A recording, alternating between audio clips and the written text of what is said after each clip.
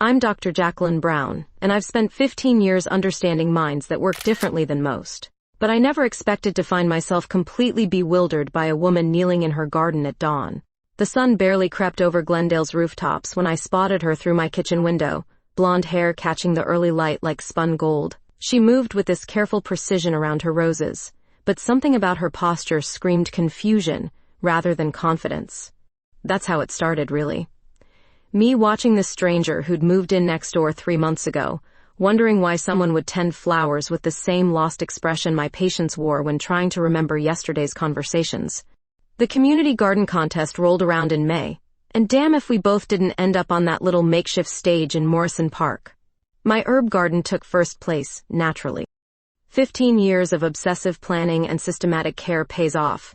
But her roses, those gorgeous deep red blooms, snagged second place despite looking like they'd been planted by someone following half-remembered instructions. "Congratulations," I said, extending my hand as we stood beside our ribbon-adorned plots. "Thank you." Her grip was firm but brief, blue eyes darting away. "Your herbs are incredible. So organized. Years of practice. Your roses, though, they're stunning. Where'd you learn to grow them like that?" She paused, that same confused expression flickering across her features. "I honestly can't remember." Most people would have laughed it off, made a joke about having too many gardening books, but something in her tone made my clinical instincts ping. The way she said it, like she genuinely couldn't access that information. "Coffee?" The word slipped out before I could stop myself. "There's a nice place on Main Street." She nodded, almost eagerly. "I'd like that." An hour later, we sat in Murphy's cafe, steam rising from our mugs, as she explained her situation in that careful way people use when they're not sure who'll believe them. "Car accident 2 years ago," she said, fingers tracing the rim of her cup. "Lost most of my memories from before. The doctors say it's rare but not impossible. That must be incredibly difficult. Some days I wake up and don't recognize my own handwriting. I'm supposedly a mystery writer, but I can't remember writing any of the books in my house." She looked up then, meeting my eyes directly. "You work with people who process things differently, right? The Autism Center on Pine?" "I do. But what you're describing sounds like retrograde amnesia, not autism." "I know. But sometimes I wonder if there's more to it. Like maybe I'm missing something obvious about how my brain works now." The afternoon melted away as we talked. She told me about waking up in hospitals, about relatives she couldn't remember, about trying to piece together a life from scattered photographs and unfamiliar belongings. I found myself leaning closer, drawn by her honesty and the way she laughed despite everything she'd lost. Walking back to our cars, she stopped suddenly.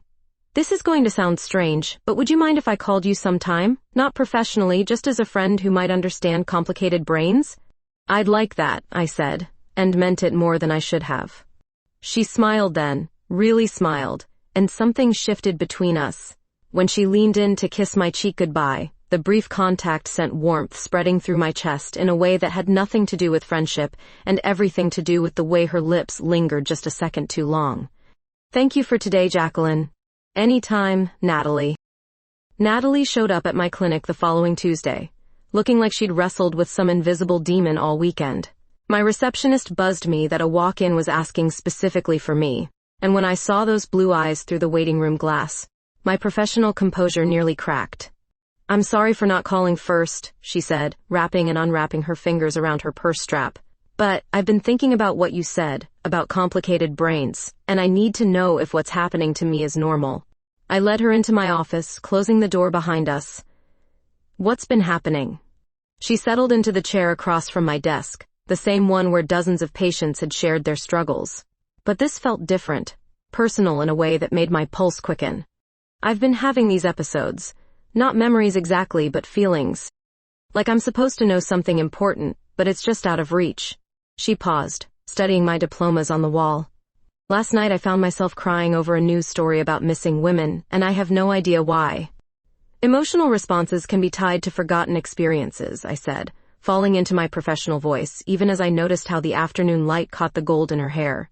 "Your brain might be processing connections you can't consciously access. That's what scares me. What if I was connected to something terrible before the accident?" 3 sessions later, our conversations had shifted from clinical to intimate.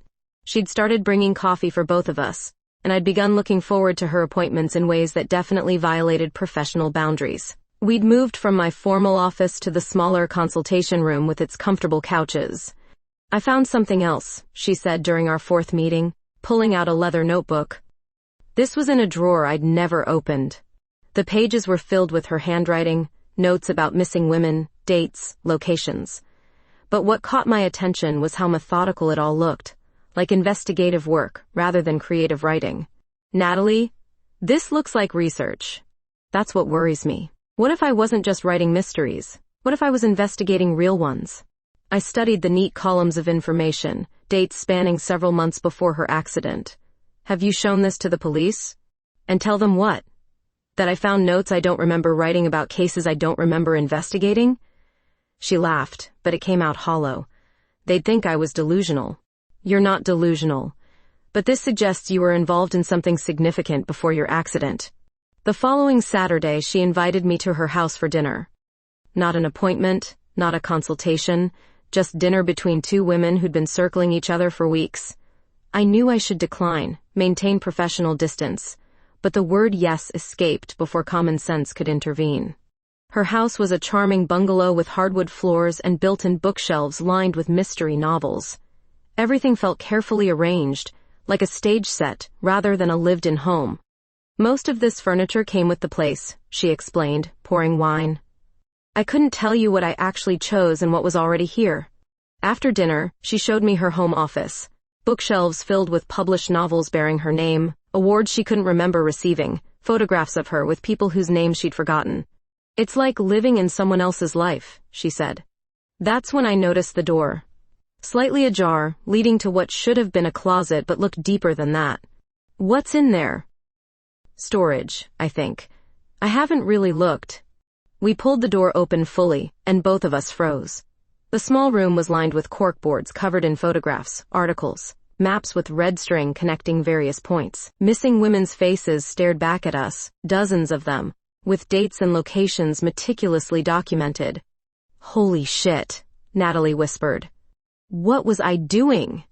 In the center of it all was a large map of Southern California with pins marking locations. Some pins had photographs attached, others had question marks. It looked like the work of someone obsessed, someone who'd been hunting for patterns.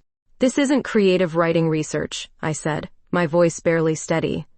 "This is a serious investigation." Natalie moved closer to one of the boards, her face pale in the overhead light. "Look at this." A photograph of a woman with dark hair was circled in red marker. Beneath it, a single word written in Natalie's handwriting: "Sister." "I don't remember having a sister," she said, voice hollow. As we stood there surrounded by evidence of a life she couldn't remember, Natalie turned to me with tears in her eyes. Without thinking, I reached for her, and she melted into my arms.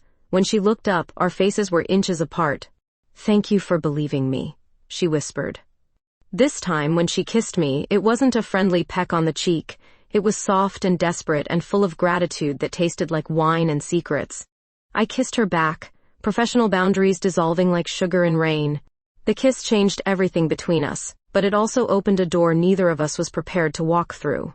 Over the next week, Natalie and I spent every evening in that hidden room, trying to piece together the investigation she'd apparently been conducting before her accident. The more we uncovered, the more questions multiplied like weeds. "Look at this timeline," I said, pointing to a chart she'd meticulously created. "These disappearances span 3 years, all within a 50-mile radius of Glendale." Natalie sat cross-legged on the floor, surrounded by files and photographs. She'd started arriving at my house straight from her own research sessions, her blonde hair slightly wild, eyes bright with the kind of focused intensity I recognized from my most dedicated colleagues. The woman I labeled as my sister, her name was Sarah Cox according to this driver's license copy.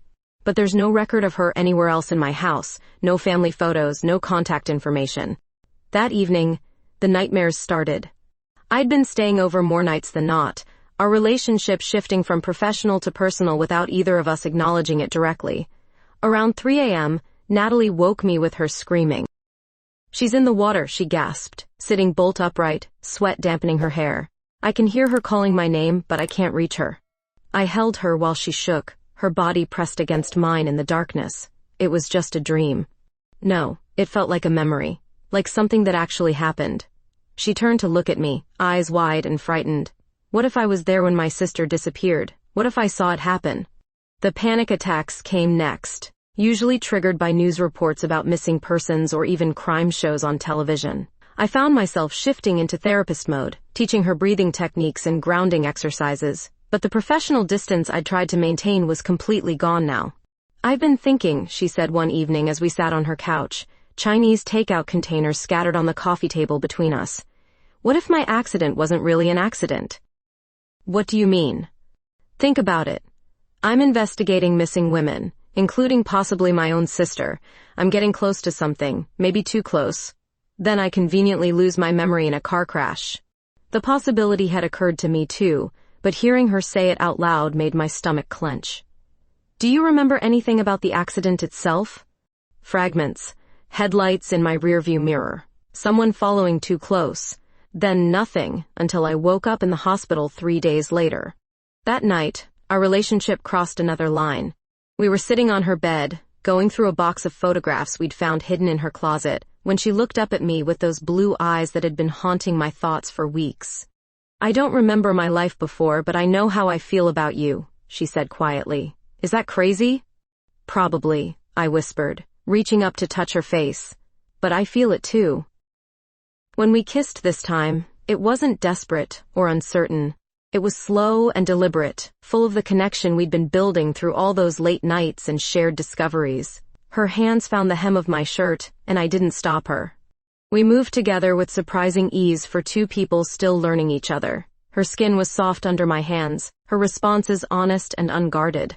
In the dim light of her bedroom, surrounded by the remnants of a life she couldn't remember, we created something new between us. Afterward, as we lay tangled in her sheets, she traced patterns on my shoulder with her fingertip. "Thank you for not treating me like I'm broken." "You're not broken. You're just finding your way back to yourself." But even as I said it, holding her warm body against mine, I wondered if the woman she was becoming was the same person who'd covered those walls with missing women's faces. And I wondered if whoever had taken her memories might come back to finish what they'd started. The thought kept me awake long after Natalie's breathing evened out beside me. Outside her window, Glendale slept peacefully, but I couldn't shake the feeling that we were being watched, that someone was waiting for her to remember too much. Her investigation wasn't just about missing women anymore. It was about missing pieces of herself, and I was falling in love with someone who might disappear all over again the moment she found the truth. Spring melted into summer while Natalie and I fell deeper into whatever we were becoming. Our days found a rhythm that felt natural despite its complications. Mornings in our respective gardens, afternoons at my clinic, where she'd taken to helping with filing, evenings lost in her investigation or lost in each other. "Your tomatoes are coming in beautifully," she said one Saturday morning, kneeling between the raised beds we'd built together behind my house. The systematic layout of my vegetable garden contrasted sharply with her wild rose garden next door, but somehow both spaces had started reflecting our combined influence. "It's the companion planting you suggested. Marigolds and basil really do keep the pests away." We worked in comfortable silence, my hands in the soil while she deadheaded spent blooms. These quiet moments had become precious, normal in a way that made me forget about hidden rooms and missing women, and the growing certainty that someone had tried to erase her past. At the clinic, my colleagues had started noticing changes in my routine. Dr. Martinez cornered me in the break room on a Tuesday afternoon. "You seem happier lately," she said, stirring sugar into her coffee. "More relaxed." "Just enjoying the summer weather." "Uh-huh. And this has nothing to do with the blonde woman who's been volunteering in reception?" I felt heat rise in my cheeks. "Natalie's been helpful with organizational tasks." "Jacqueline, you know I don't care who you're dating. Just be careful about mixing personal and professional boundaries." Her warning echoed in my head as I watched Natalie through my office window, efficiently sorting patient files with the same methodical approach she brought to her investigation. Whatever she'd been before the accident, she had an analytical mind that complemented my systematic nature perfectly. That evening, we made another discovery. Natalie had been going through old credit card statements, trying to piece together her activities before the accident, when she found charges for a storage unit across town. "Unit 47 at Secure Keep Storage," she said, waving the monthly billing statement. "I've been paying for this for 2 years, but I have no memory of renting it." The key was exactly where we expected it to be, taped inside an old coffee can in her kitchen pantry along with emergency cash and a spare house key. The storage facility was one of those sprawling complexes that looked like military barracks, all identical units with rolling metal doors. We stood before Unit 47, as Natalie fumbled with the padlock, both of us knowing that whatever waited inside would change everything again. The door rolled up to reveal boxes upon boxes of meticulously labeled files, each one focused on different missing women cases dating back 5 years. But that wasn't what made us both catch our breath. "Jesus," Natalie whispered. "How deep was I in this?" The back wall was covered with a massive timeline, connecting cases across multiple states. Red yarn stretched between photographs and police reports, creating a web of connections that painted a picture of something much larger than isolated disappearances. I moved closer to examine a box labeled Sarah Cox Personal. Inside were photographs of Natalie with a brunette woman who shared her bone structure and smile. Sisters laughing at restaurants, hugging at what looked like graduation ceremonies, posed together in front of various landmarks. "She's real," Natalie said, voice hollow. "My sister is real." At the bottom of the box we found Sarah's driver's license, social security card, and a birth certificate. Sarah Cox, born 3 years before Natalie, last seen according to these files 18 months ago. "Look at this," I said, pulling out a police report.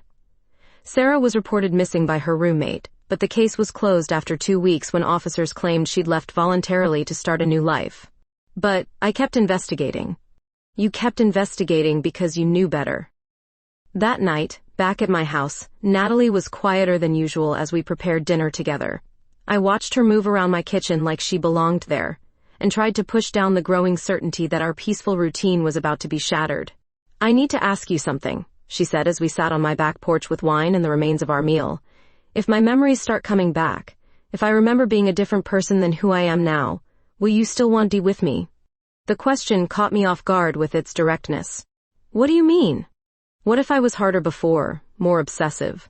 What if investigating these cases consumed me in ways that made me difficult to love?" I set down my wine glass and took her hands in mine.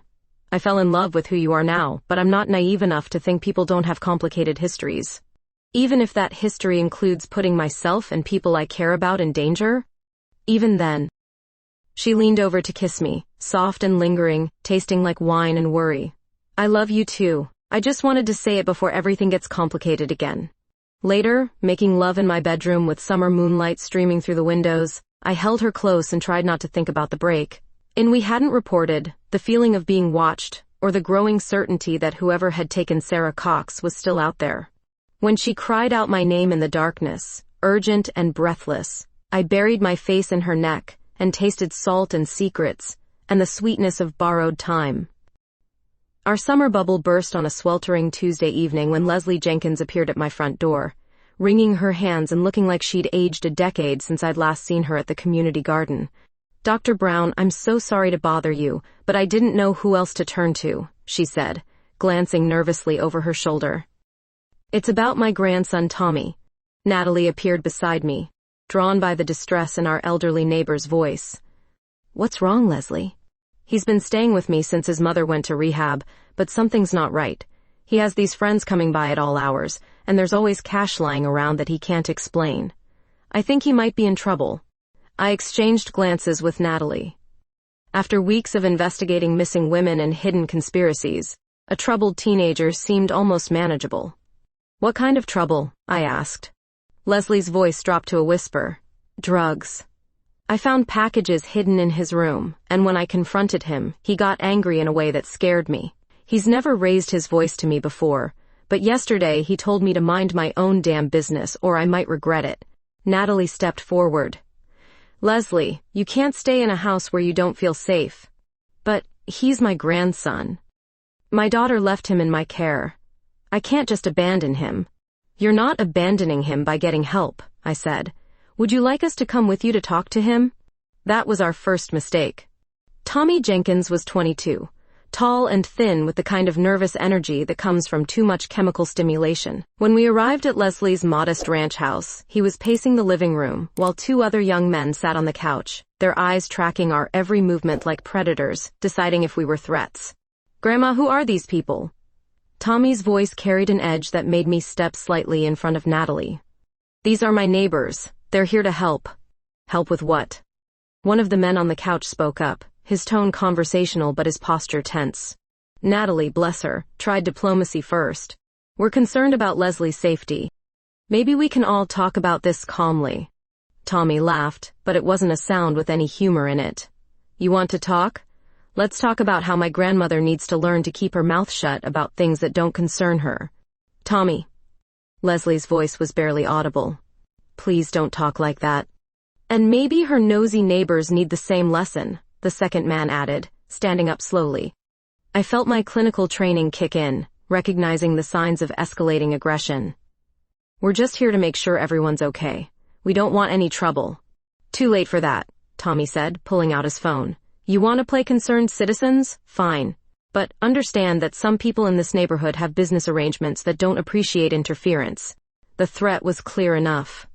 We'd stumbled into something bigger than a grandmother worried about her grandson's bad choices. "We'll go," I said, reaching for Natalie's hand. "Leslie, you have my number if you need anything." But as we turned toward the door, Tommy grabbed Leslie's arm, not hard enough to hurt her but firm enough to make his point. "Grandma's going to be fine, as long as everyone minds their own business. Aren't you, Grandma?" Leslie nodded quickly, tears in her eyes. Outside, walking back to my house, Natalie was quiet until we were safely inside with the doors locked. "That wasn't just about drugs," she said. "Those men were too organized, too calm. That was business." "What kind of business?" "The kind that makes people disappear when they ask too many questions." That night, neither of us slept well. Every car that passed seemed to slow down. Every shadow in the garden looked like it might be moving. When my phone rang at 2 a.m., I nearly jumped out of my skin. "Dr. Brown?" "It's Leslie. I'm calling from my bathroom with the door locked. Tommy and his friends left an hour ago, but they said they'd be back tomorrow with some people I need to meet." "Leslie, you need to call the police." "I can't. Tommy said if I involved the police, they'd make sure I regretted it. He said these people don't forgive mistakes." Natalie took the phone from me. "Leslie, can you pack a bag and come stay with us tonight? I can't leave my house. What if they come back and find me gone? Then let us come get you. You shouldn't be alone." 20 minutes later, we were back at Leslie's house, helping her gather essentials while she shook with fear and exhaustion. "I raised that boy," she kept saying. "I don't know how he got mixed up with people like this." As we loaded her overnight bag into my car, we saw headlights turning onto the street. 3 cars moving slowly, deliberately. "Get in," I said, pushing both women toward my car. We made it 2 blocks before the first car started following us. In my rearview mirror, I could see at least 2 more vehicles had joined the chase. "They're not even trying to be subtle," Natalie said, her voice surprisingly calm. "This isn't about Tommy anymore. This is about shutting up witnesses." "Witnesses to what?" "I don't know yet, but I'm starting to think my amnesia wasn't the end of someone's plan. It was just the beginning. My colleague Dr. Martinez had a cabin in the mountains, 2 hours outside Glendale, where she went to decompress from the intensity of working with special needs children. She'd offered it to me months ago for a weekend retreat, but I'd never taken her up on it. Now, fleeing down dark highways with Leslie whimpering in the back seat and headlights still following us, that remote cabin seemed like salvation. "They're backing off," Natalie said, watching the rearview mirror as we took the exit toward Pine Ridge. "Maybe they don't want to follow us out of their territory," I said, though my hands were still shaking on the steering wheel. Leslie had finally stopped crying and fallen into an exhausted sleep curled against the window. In the dashboard light, she looked fragile and much older than her 73 years.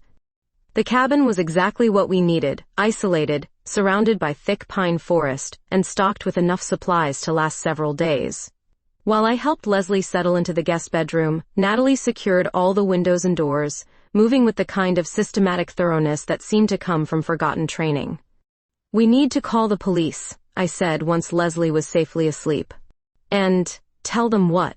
That we're hiding from drug dealers because we tried to help an elderly woman? It's more than that now. Those men were organized. This feels bigger than street-level dealing. Natalie sat heavily on the couch, running her hands through her hair. In the lamplight, she looked beautiful and exhausted and more fragile than I'd ever seen her. I've been having dreams, she said quietly. Not the nightmares about Sarah, but different ones. Memories, I think. Fragments of conversations, faces I should recognize but can't quite place. What kind of conversations? Official ones. People in suits talking about evidence and witnesses, like I was part of something formal, not just a private investigation. That's when my phone rang. Unknown number, but given our circumstances, I answered carefully. Dr. Brown? This is Detective Elena Rodriguez with Glendale PD. I need to speak with you about Natalie Cox. My blood went cold. What about her? Is she with you? It's important that I reach her as soon as possible. I looked at Natalie, who was gesturing for me to put the call on speaker. This is Natalie, she said. What's this about? Miss Cox, I've been trying to reach you for 2 days. We have a situation developing that involves your safety and the safety of others. Can you tell me where you are right now? Somewhere safe. But I'm not telling you where until you explain what's going on. Detective Rodriguez sighed. Miss Cox, what do you remember about your work before your accident? I was a mystery writer. No, you weren't. You were working with our department as a civilian consultant, investigating a human trafficking ring operating out of Southern California. Your sister Sarah wasn't just missing. She was our undercover contact inside the operation. The silence that followed felt like the world stopping on its axis. That's impossible, Natalie whispered. I would remember working with police. Your memory loss wasn't natural, Miss Cox. Someone drugged you before your accident, something designed to cause selective amnesia. We've been waiting for your memories to return naturally, but recent events suggest we can't wait any longer. I watched Natalie's face go white as fragments started clicking together. The hidden room, she said slowly. All that evidence I'd collected. I wasn't just investigating on my own. You'd identified key players in the trafficking network. Sarah was feeding you information from the inside when she disappeared. Your accident happened the night you were supposed to meet with federal agents to turn over evidence that would have brought down the entire operation. And now? Now Tommy Jenkins and his associates are part of the same network. When you and Dr. Brown started asking questions about Leslie, it triggered alerts in the system. These people have been watching you, waiting to see how much you'd remember. Natalie stood up abruptly and walked to the window, staring out into the dark forest. How much more don't I know about myself? Enough to make you dangerous to some very powerful people, which is why we need to bring you in, tonight. No, I said, surprising myself with the firmness in my voice. She's not going anywhere until we know she'll be safe. Dr. Brown, I understand your concern, but Miss Cox is a key witness in a federal investigation. Her safety is our priority. Your priority was her safety 2 years ago too, and look how that worked out. Natalie turned back from the window. What happened to Sarah? Is she alive? The pause before Detective Rodriguez answered told us everything we needed to know. We don't know. She disappeared completely 18 months ago. No trace, no contact, nothing. We're hoping your recovered memories might help us find her. After we hung up, Natalie and I sat in silence, processing the revelation that her entire identity had been a carefully constructed lie told by her own damaged brain. I need you to know, she said finally, that whatever I was before, whoever I was working with, how I feel about you is real. This us, what we've built together, that's not part of some forgotten investigation. I moved closer to her on the couch, taking her hands in mine. I know. But I'm scared about what happens when you remember everything. She leaned forward and kissed me, soft and desperate, like she was trying to anchor herself to the present moment. Then let's not waste the time we have left wondering about it, she whispered against my lips. Outside, the wind picked up through the pine trees, and somewhere in the distance, I could swear I heard the sound of cars approaching on the mountain road. The memories hit Natalie like a dam breaking during breakfast the next morning. One moment she was pouring coffee. The next she was gripping the counter so hard her knuckles went white, her face cycling through confusion, recognition, and horror. Jackie Martinez, she whispered, staring at nothing. Detective Rodriguez's partner. She was my contact at the police department. And before that, I was Nicole Blake, investigative journalist for the Los Angeles Herald. I set down my mug carefully. Nicole Blake? It was my cover identity. Natalie Cox, mystery writer, was created so I could move to Glendale and investigate disappearances without drawing attention. The house, the books, even the garden contest, all designed to make me look like a harmless civilian researcher. The pieces were falling into place with terrifying clarity. What about us? Was any of this real? She turned to face me, tears streaming down her cheeks. You weren't part of the plan, Jacqueline. Meeting you, falling for you, that was the one genuine thing in my entire constructed life. More memories were surfacing, coming faster now. Sarah wasn't just my sister. She was Detective Sarah Martinez, Elena's younger sister who volunteered to go undercover in the trafficking ring. She'd been placed as a waitress at a restaurant where several missing women had last been seen. Jesus Christ, I breathed. You're both cops? Sarah was. I was civilian, but I'd been working with them for 8 months. The trafficking network was bigger than anyone realized, with connections to legitimate businesses throughout Southern California. Sarah was getting close to identifying the leadership when she disappeared. Leslie appeared in the kitchen doorway, looking small and afraid in her bathrobe. I heard raised voices. Is everything all right? Leslie, Natalie said gently, I need to ask you something important. How long have Tommy's new friends been coming around? About 6 months, maybe 7. Has he ever mentioned working at restaurants, or recruiting girls for any kind of work?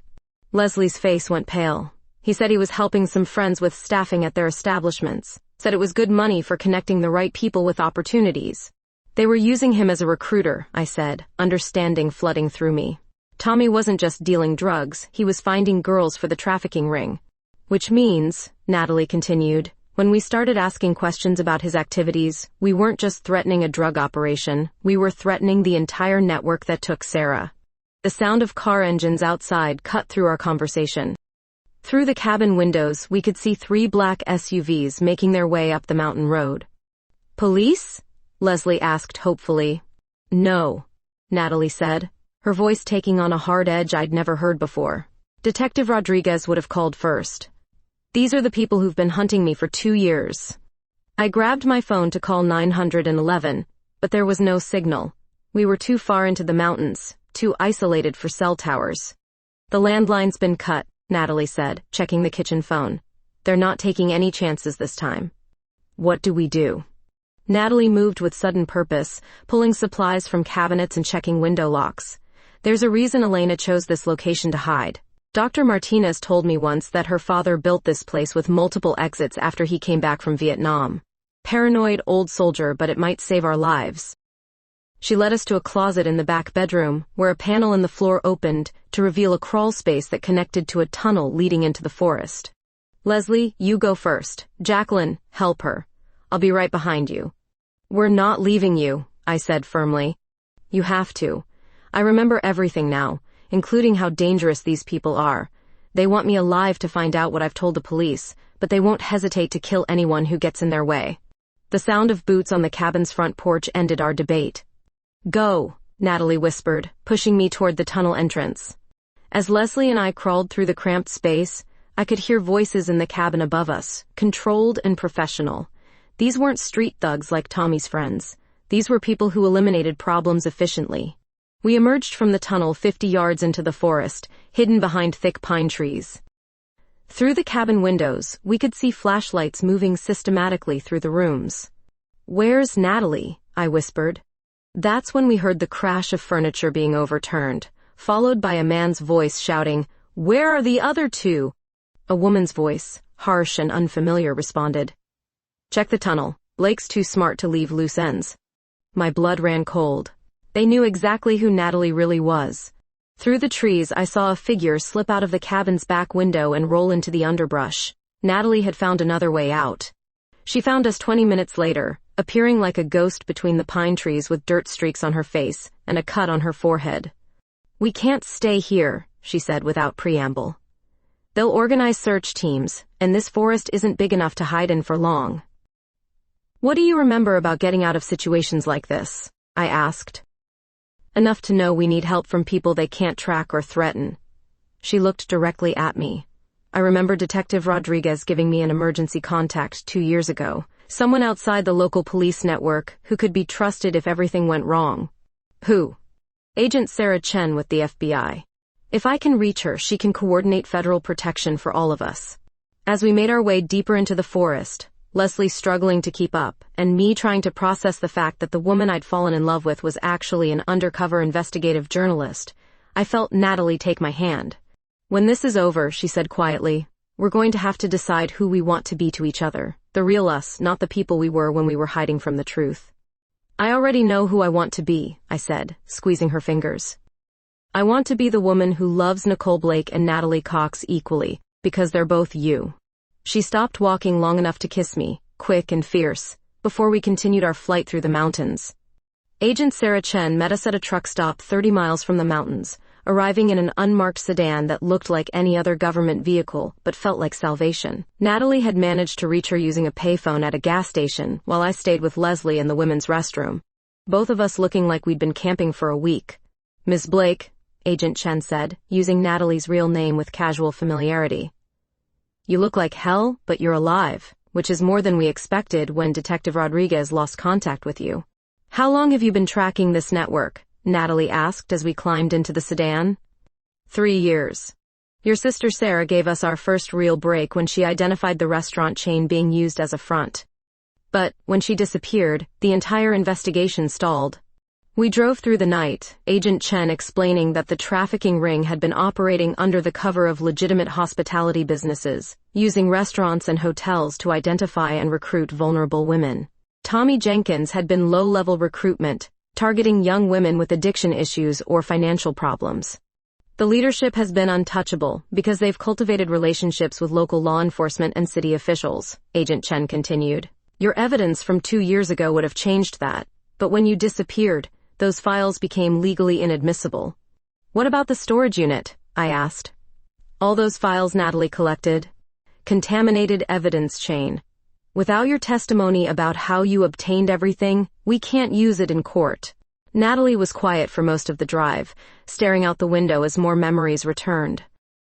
I could see her putting together pieces that painted a picture darker than any of us had imagined.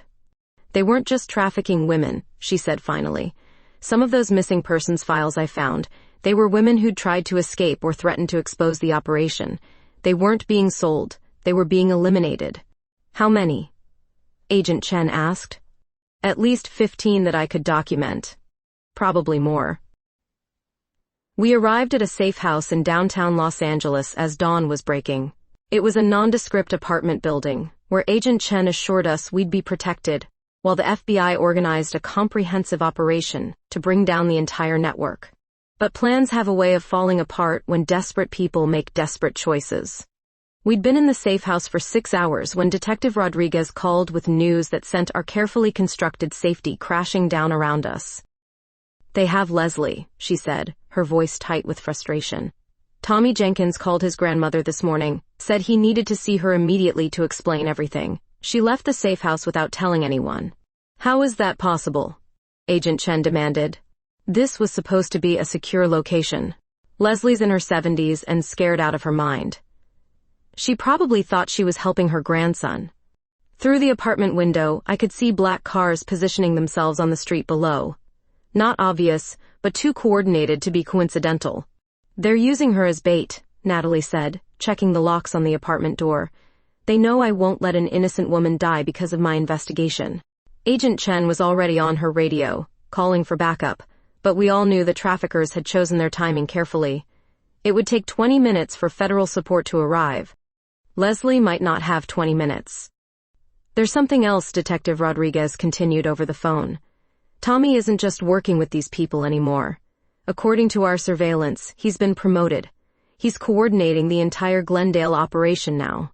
Which means, Natalie said grimly, he has direct access to whoever took Sarah. That's when my phone rang. Unknown number, but when I answered, Tommy Jenkins's voice came through crystal clear. Dr. Brown, you and your girlfriend have caused a lot of problems for a lot of people. But we're reasonable. We have Mrs. Jenkins, and she's comfortable for now. You have 2 hours to bring Natalie to Morrison Park, the same place where you two met at that garden contest. And if we don't? Then my grandmother becomes another missing person case that never gets solved. After he hung up, the apartment fell silent, except for Agent Chen's radio chatter coordinating federal response teams. "It's obviously a trap," she said. "Obviously," Natalie agreed. "But it's also our only chance to find Sarah and end this." I watched her transform before my eyes. The confused woman with amnesia disappearing entirely as investigative journalist Nicole Blake took control of the situation. They chose Morrison Park because it's public enough that they feel safe, but isolated enough at night for whatever they're planning. But they're making the same mistake they made 2 years ago. Which is, they're underestimating how much I remember about their operation. Agent Chen looked between us. "What are you thinking?" "I'm thinking we don't wait 2 hours to make contact. I'm thinking we set up our own surveillance and turn their trap into ours." As we prepared to leave the safe house, Natalie pulled me aside. "If this goes wrong," she said, "I need you to know that loving you has been the most real thing in my life, even when everything else was a lie." "It's not going wrong," I said, kissing her hard enough to taste fear and determination. "We're going to get Leslie back, find your sister, and then figure out what normal looks like for 2 women who met at a garden contest. Promise me?" "I promise we're both going to survive this. Everything else we'll figure out as we go." Outside, Los Angeles stretched endlessly in all directions. 8 million people going about their lives, while we prepared to walk into a trap that would either end the nightmare or make us part of it permanently. Morrison Park looked exactly the same as it had 6 months ago when Natalie and I first met over garden contest ribbons, but now the memory felt like it belonged to different people entirely. Agent Chen's tactical team had positioned themselves throughout the park, invisible to casual observers but ready to move when we gave the signal. Natalie walked beside me toward the community garden, her hand steady in mine despite everything we were walking into. She'd insisted we arrive exactly on time, no early reconnaissance that might spook Tommy and his associates. "There," she said, nodding toward the gazebo where the awards ceremony had taken place. Leslie sat on a bench flanked by 2 men in casual clothes that didn't quite hide the bulges of concealed weapons. Tommy Jenkins stood 20 feet away, no longer the nervous young man we'd confronted in his grandmother's living room. 6 months of climbing the criminal hierarchy had given him confidence that made my skin crawl. "Dr. Brown, Natalie," he called out as we approached. "Glad you could make it." "Let Leslie go," I said. "This is between you and us." "Actually, it's between me and Natalie." Nicole Blake, investigative journalist, federal witness, and the woman who's been a pain in our operation for 3 years. Natalie stepped forward slightly. "I remember everything now, Tommy, including what happened to my sister." His smile faltered for just a moment. "Sarah Martinez was careless. Got too close, asked too many questions." "Is she alive?" "That depends on how cooperative you're willing to be." Agent Chen's voice crackled through the nearly invisible earpiece Natalie wore. "Teams are in position. Keep him talking." But Tommy had his own surprises. A black sedan pulled up to the park entrance, and 3 more men got out, escorting a woman with dark hair and a face I recognized from all those photographs in Natalie's hidden room. "Sarah," Natalie whispered. Detective Sarah Martinez looked thin and exhausted but alive, walking under her own power even with obvious supervision. When she spotted Natalie, her face lit up with the kind of relief that comes after months of thinking someone you love is dead. "Nicole," she called out, her voice carrying across the quiet park. "Now, here's what's going to happen," Tommy continued. "You're going to forget everything you think you remember about our business operations. You're going to stop cooperating with federal investigations. And in return, everyone walks away from this alive. And if we refuse, then Dr. Brown becomes another missing person case, and Sarah goes back to the very uncomfortable situation she's been living in for the past 18 months. That's when Natalie surprised everyone, including me. "Counter offer," she said calmly. "You let Leslie and Sarah go, and I'll give you something worth more than our silence. What could you possibly have that we want?" The location of Detective Elena Rodriguez's backup investigation files, the ones she's been hiding from federal oversight. Complete documentation of every person in your network, including the politicians and police officers you've been paying. My heart stopped. Natalie was bluffing with information that might not even exist. Tommy's confident facade cracked slightly. "Rodriguez is a small-time local detective. She doesn't have that kind of reach." Elena Rodriguez is Sarah's older sister, and she's been running her own parallel investigation since Sarah disappeared. She has files on everyone, Tommy, including detailed records of your promotion through the organization. The silence that followed stretched like a held breath. Then Tommy made his fatal mistake. You're lying. Agent Chen, Natalie said clearly, I think it's time. FBI tactical teams emerged from positions throughout the park with military precision. The men guarding Leslie and Sarah found themselves surrounded by federal agents before they could draw weapons. Tommy made a run for the sedan, but Agent Chen stepped out from behind the gazebo with her weapon drawn. Tommy Jenkins, you're under arrest for human trafficking, kidnapping, and conspiracy to commit murder. As chaos erupted around us, I grabbed Leslie and pulled her away from the confrontation, while Natalie ran toward her sister, Sarah meeting her halfway in an embrace that made both women sob with relief. 6 months later, I knelt in the same community garden where we'd first met, but this time the roses Natalie and I had planted together were in full bloom. She was working nearby, deadheading spent marigolds and humming something under her breath. The trials had ended with convictions for everyone involved in the trafficking network. Tommy Jenkins received 25 years, while the organization's leadership got life sentences. Sarah had returned to detective work, though she'd requested transfer to white-collar crime rather than undercover operations. The bulbs we planted last fall are coming up beautifully, I said, gesturing toward the daffodils emerging around our shared garden plot. Spring always comes back, Natalie replied, standing and brushing soil from her hands, even when you think winter's going to last forever. She was still Natalie Cox to our neighbors and friends, though legally she'd reclaimed her identity as Nicole Blake. The mystery writer persona had become real during the months of recovery, and she'd started working on a book about second chances and finding love in unexpected places. I have something for you, she said, producing a small velvet box from her gardening apron. My heart began racing as she opened it to reveal a simple silver ring with a small emerald that caught the afternoon light like captured sunlight. Jacqueline Brown, she said, dropping to one knee, right there among the tomato plants and herb gardens. Will you marry me? Yes, I said, laughing and crying simultaneously as she slipped the ring onto my finger. Yes, yes, yes.